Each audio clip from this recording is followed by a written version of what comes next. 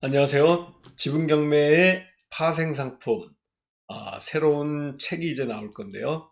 여러분들하고 같이 이러한 그 지분경매 파생상품 5가지에 대해서 아마 7월 말 전에는 이 책이 나올 것 같습니다. 지분경매와 대부업, 지분경매와 보상경매, 그리고 지분경매와 산림청 임야매독법, 지분경매와 분묘기지권, 지분경매와 법정지승권, 이렇게 5가지의 지분경매 파생상품 관련 우리 지분경매 3번째 책이 7월 말쯤에 나올 걸로 보고요. 이러한 그 지분경매에서의 파생상품으로 앞으로 대응하지 않으면 지분경매도 더 이상 수익을 내기가 힘든 이러한 그 어떻게 보면 특수물건이 아니고 일반 물건처럼 됐습니다. 여기 보시면은 제가 이제 또 화면이 조금 바뀌었는데요. 지금 제가 일본에 있습니다. 지금 호텔에 있는데 요 뒤에 화면이 이제 큰 빌딩이고요. 호텔 창문에서 밤에 지금 이 강의를 하고 있습니다. 여러분들하고요. 제가 지금 조금 호텔 안에서 이 에어컨을 좀 세게 틀어서 그런지 코가 좀 맹맹하고 재채기가 좀 나오려 그래서 조금 코가 막힌 가운데 있는데요. 뭐 괜찮습니다. 건강은 아무렇지도 않고요. 좀 코가 막힌 부분 좀 이해하시기 바라겠습니다.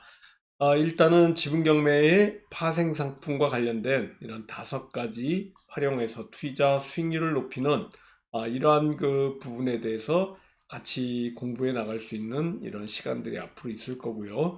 오늘은 이 중에서도 같이 공부할 수 있는 부분, 우리 지난 수요일 날 7월 5일이죠. 7월 5일 날 실전반에서 했던 농지은행, 농지연금과 관련된 이러한 내용을 갖고 우리 강의했던 홍범기 사무총장님 내용을 좀 들으면서 같이 좀 공부해 나가도록 하겠습니다. 이번 돌아오는 수요일 날, 다음 주 수요일 날이 12일인데요. 12일 수요일에도 또 똑같이 여러분들 실전반 공부할 수 있는 무료 청강을 초대합니다. 1일 청강이고요. 지분경매와 소송과 협상과 관련된 이러한 그 내용들을 같이 공부할 수 있는 6개월 과정 중에 7시부터 9시까지 6개월 과정으로 있습니다. 우리 홍범기 사무총장님하고 의논하셔가지고요. 이 실전반 1일 청강에 오시기 바라겠고요. 010-6889-9074번으로 문의하시면 됩니다. 서울 서초동 교대역 13번 출구 이 학원에서 있는데요. 1일 청강 초대 드리니까 같이 공부할 수 있는 시간 맞이하시고요. 우리 여기가 바로 지분경매 실전반 공부하는 곳입니다. 지금 18분이 공부하고 있고요. 지분경매 실전반 지금 현재 488강까지 있습니다. 매주 수요일 날 7시부터 9시까지 2시간씩 6개월 과정으로 있는데 수시로 등록이 가능하고요. 지난주에는 농지연금에 대해서 했는데 이 농지연금을 가지고 지분경매의 또 파생상품이 됩니다. 지분으로 매입한 이러한 맹지라든가 또 활용도가 좀 낮은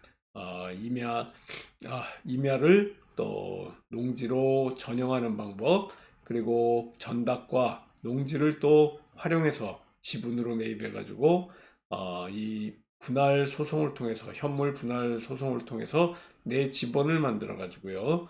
여러분들이 이 농지은행의 농지연금을 탈 수 있는 이러한 방법들을 또 알려주는 시간이 있습니다. 그래서 오늘 강의를 좀 말씀을 드릴 건데요. 여기 보여드리는 것 같이 홍범기 사실 이게 농지 전용 얘기보다 산지 전용 얘기를 먼저 해야 되는데 잠깐 좀 들어보세요. 15분 정도에 시작할 것 같은데 여기서부터 좀 듣겠습니다.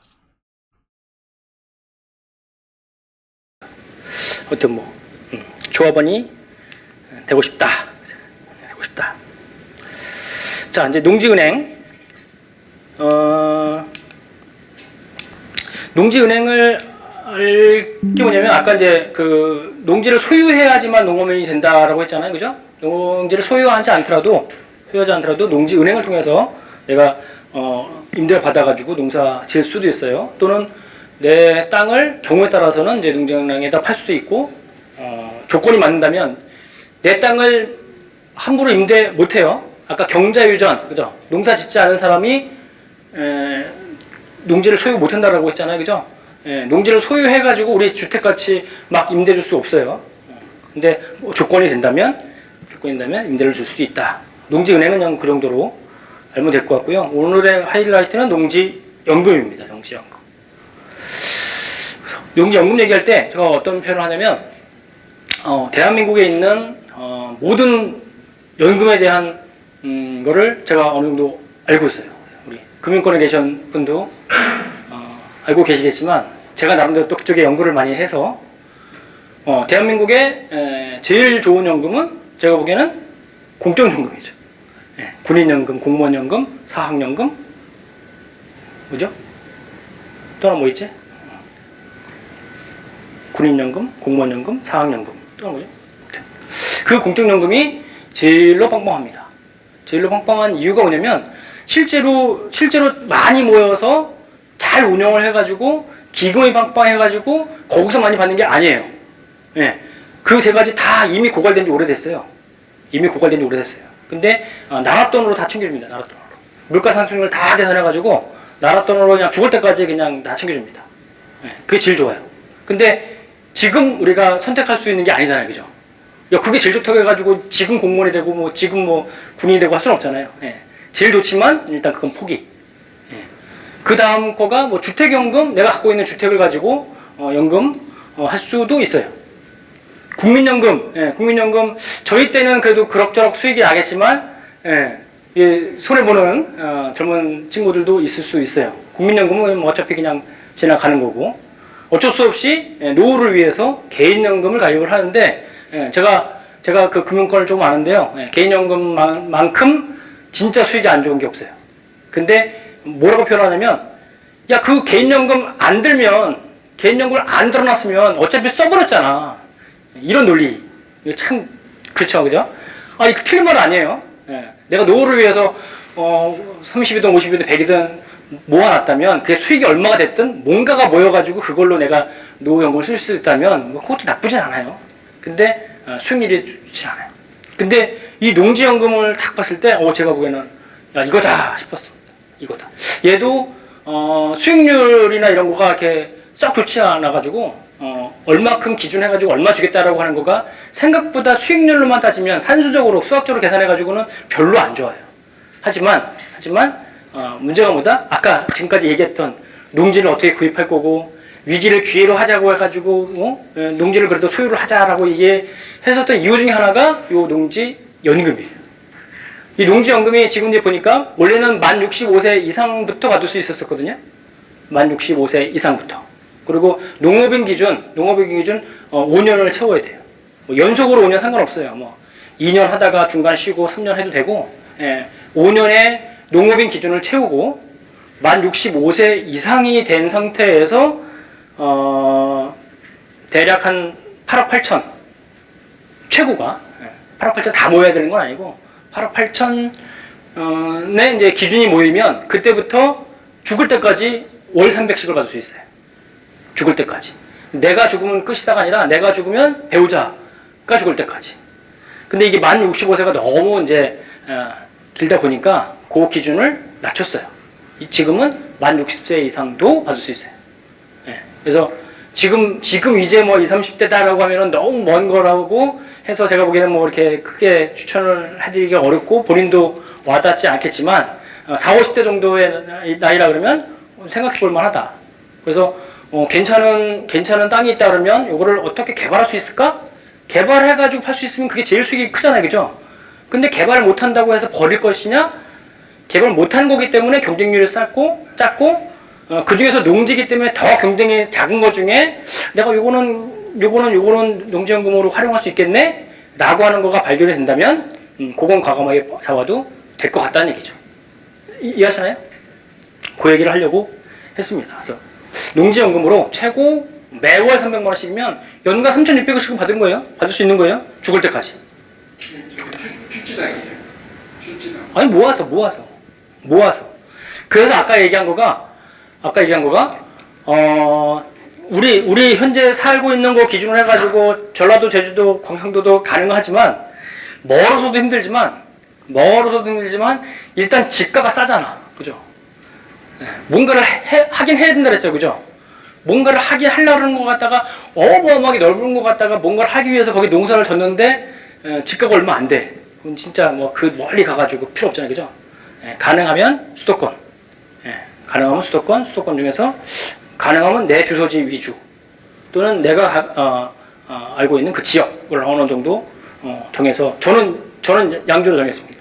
양주 주변을 이제 줍줍줍 하는 거죠. 한 필지당이 아니라 모아서. 생각해보세요. 아까 이제 8억 8천 그러니까 되게 센데라고 했는데, 예를 들어서 이제 뭐 한 감정가, 다시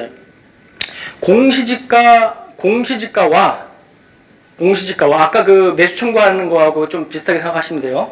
공시지가와 감정가의 90%, 감정가는 다 해주지 않고, 공시지가와 감정가의 90% 중에 높은 걸 기준해줘요. 공시지가와 감정가. 통상적으로 감정가가 높겠죠, 그죠? 그래서 그 감정가를 다 해주는 건 아니고, 그 감정가의 90%.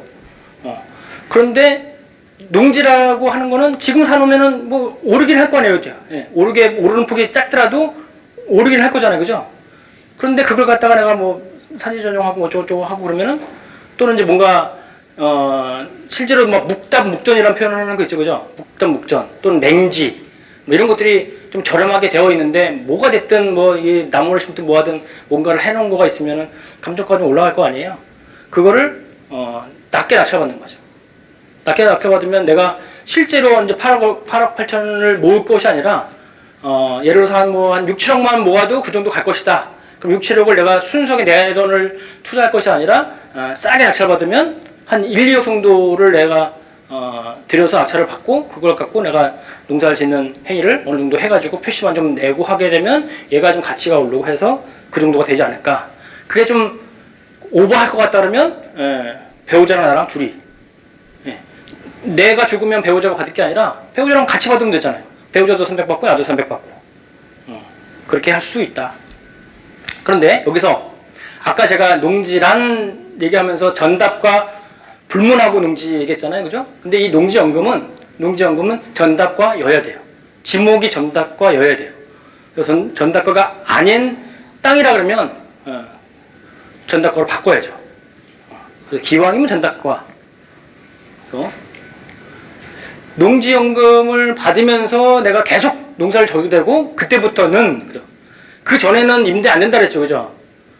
그 전에 임대 안 돼요. 근데 이제 농지연금을 신청해가지고 농지연금을 받는 시기가 됐다 그러면 받으면서도 계속 농사 질 수도 있고 그때부터는 그 농지은행에다가 임대 줄 수도 있어요. 선택을 해도 되고 본인인 배우자 사망 시까지 종신토록 지급하고요. 지목이 전답과 여야 돼요. 전답과 여야 돼요. 그래서 농지 규정하고 좀 틀려요. 그래서 연금 수령 후 사망 시에 상속인이 농지연금 채무액 상환 후 상속이 가능하다라고 하는 표현이 예를 들어서 이제 내가 너무 오래 살고 배우자가 너무 오래 살아가지고 그 가치보다 훨씬 더 많이 받았어요. 안 돌려줘도 돼요. 반대로 내가 생각보다 너무 일찍 죽었어. 그러면 곧 차액이 있을 수 있잖아요. 그 차액 가족한테 상속해 줄 수 있습니다. 걱정하지 않으셔도 돼요. 그래서 상환은 뭔가 없다. 오케이. 그래서 농지은행 농지연금 포털이라고 있어요. fpo.ol.kr 여기에 자세하게 내용이 있으니까 거기 가서 한번 보시고요. 그래서 어떤 분들 예죠 여기 본인이 만 60세 이게 만 65세였는데 기준이 낮춰졌고 영농 경력이 5년 이상 연속 필요 없어요. 연속 아니어도 돼요. 연속적인 필요는 없으며 되어 있죠. 대상농지에서 요거를 계속 물어보시는 분 계시는데 제외 농지 중에 경공매를 받으면 안 된다면서요? 라고 얘기를 하는데 경공매를 받으면 안 되는 게 아니라 경공매로 받으면 안 된다가 아니라 경공매를 받은 거는 만 2년이 지나야 해당이 된다. 우리 어차피 만 2년 지나야 되잖아요. 그죠? 만 2년 동안 농사도 좀 짓고 농사 짓는 표현 해야 되잖아요. 그죠? 예, 전혀 상관없어요. 예, 평가 방법, 개별 공시지가 100% 또는 감정평가액의 90% 중에 가입자 선택. 8천 당연히 높은 거 선택하는 거죠. 예전에는 그 땅에 농지연금을 신청하려고 하는 그 땅에 근저당이 있으면 안 됐었어요. 예, 근저당이 있다면 연금을 받기 위해서 그걸 근저당을 갚아야 되는 거죠. 근저당도 있으면서 그 나머지 갖고 평가해 주세요라고 하는 게 아예 안 됐었었는데 그것도 조금 완화돼가지고 15% 이내, 15% 이내의 근저당은 인정해주겠다. 15% 이내의 그건 인정해주겠다 정도가 되고요. 그래서 제가 한번 어저께 뭐 다시 한번 봐봤어요. 그래서 만 60세면 그죠? 만 60세면 평가 금액이 8억 8,600이어야 300을 받을 수 있더라고요. 물론 이제 요게 안 되면 안 된다가 아니라 요게 안 되는 것만큼 얘가 줄어들겠죠, 그죠? 예. 요거 이제 모은 것만큼 요거를 오버해봤자 더 안 줘요. 예. 이게 오버할 것 같다 그러면은 아까 말씀드린 것 같이 배우자랑 나눠서 해야겠죠, 그죠? 그래서 요거보다 안 되더라도 되는데 요거가 지금 딱 맥시멈이더라고요. 만 65세 그전 기준 만 65세니까 7억 9,900. 7억 9,900. 뭐 굳이 만 65세까지 기다릴 필요가 이게 큰 차이가 아니더라고요. 한 9천 정도밖에 차이 안 나더라고요. 그래서 빨리빨리 모아서 만 65세부터는 이거 받고 국민연금 이렇게 받고 그러면 노후가 조금 더 괜찮아지지 않을까라는 생각이 좀 듭니다. 네, 시간이 거의 다 됐는데 농막 얘기를 이 농막이 최근에 이슈였었어요. 이슈. 그 농지법이 강화된 것도 사실 실제 농업인들은 굉장히 반발하고 있습니다. 그래서 아마 그것도 아마 이 정권 내에 자, 이렇게 지금 산지 전형, 또 농지 전형 이런 것도 계속 공부하면서 농지의 처분과 관련된 내용들, 이행강제금, 농지에서 꼭 알아야 되는 농업인의 혜택, 뭐 이런 것까지 전부 같이 공부해 나가는 시간들이 있습니다. 우리 실전반에서 이런 공부들을 하는데요. 맨 처음에 보시면은 잘 들리나요? 이 프로젝트와 관련해가지고 공부를 합니다. 간만에 제가 어떤 게 분류가 되느냐, 그죠? 중간 다시 또 이제 돌아온다는 얘기도 좀. 근데 그러면 뭐 아무것도 아니냐가 아니라 제대로 된 거를 바꿀 수 있다 그러면 아무튼 이런 판례들이 있다는 정도 생기셔가지고 병원 아닌 것 같고 내가 농지를 1,000회배 이상을 어찌됐건 확보를 한번 해보자. 약초류, 약용류 농지에 그죠? 농지에 1,000회배 이상의 조경수를 하도 이제 그런 게 좀 많다고 해가지고 직접 경영하는지, 그러니까 직접 경작하는지, 임대 줬는지, 임대 줬다면 누구한테 줬는지, 얼마에 줬는지 그거를 다 신고하게끔 돼 있어요. 그 신고 안 하면 벌금이에요. 그래서 저도 이제 물어보니까 누군가한테 그냥 임대 받아서 농지 대장이라는 게 새로 생겼는데요. 이런 농지 대장 관련해 가지고 또 새로운 것들 알려드리고 있습니다. 우리가 지금 진행하고 있는 이 실전반 항상 수시로 등록이 가능하다 말씀드리는데요. 매주 수요일 날 7시부터 9시까지 있습니다. 이 홍범기 사무총장님하고 의논하셔가지고 우리 이 교대역에 있는 학원에서 같이 공부할 수 있는 시간이 있습니다. 교육비가 6개월 과정이 400만 원이고요. 온라인, 오프라인으로 또 공부할 수 있는 과정이 있으니까 우리 홍범기 사무총장님하고 의논하셔서 등록하고 오시면 됩니다. 조금 전에도 말씀드렸지만은 이렇게 농업인 대기 프로젝트 또 농지 연금과 관련해서 지분 경매의 파생 상품이 되는 거죠. 어떻게 보면 연금을 위해서 전답과 같은 이러한 농지를 또 맹지라든가 또 지분으로 된 것들을 또 현물 분할 받아 가지고 모아서 아까 말씀드린 것 같이 60세에 8억 8천만 원어치 감정가의 90%까지 공시지가 8억 8천만 원까지 모으셔가지고요.